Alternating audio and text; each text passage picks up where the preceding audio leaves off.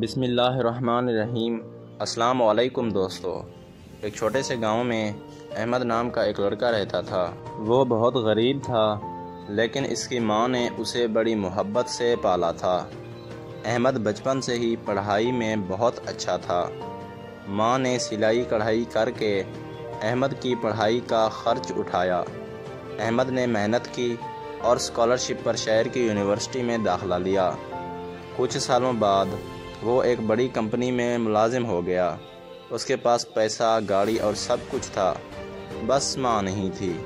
ایک دن وہ گاؤں واپس آیا۔ ماں دروازے پر کھڑی اس کا انتظار کر رہی تھی، ہاتھ میں چائے کا کپ لیے۔ احمد گاڑی سے اترا، ماں کو دیکھا لیکن کچھ لمحے چپ رہا۔ ماں نے مسکرا کر کہا، بیٹا وہی چائے بنائی ہے جو تو بچپن میں پیا کرتا تھا۔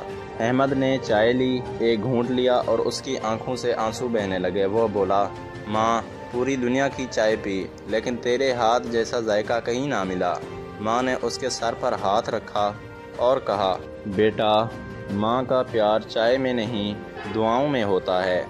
اسی دن احمد نے فیصلہ کیا کہ وہ اپنی ماں کو اپنے ساتھ شہر لے جائے گا تاکہ وہ باقی زندگی ماں کے ساتھ گزارے۔ مزید ایسی کہانیوں کے لیے میرے چینل کو لازمی لائک اور سبسکرائب کریں اور ساتھ میں دیے گئے گھنٹی کے نشان کو دبانا نہ بھولیں، اور کامنٹ باکس میں لازمی بتائیں یہ کہانی آپ کو کیسی لگی۔ شکریہ دوستو۔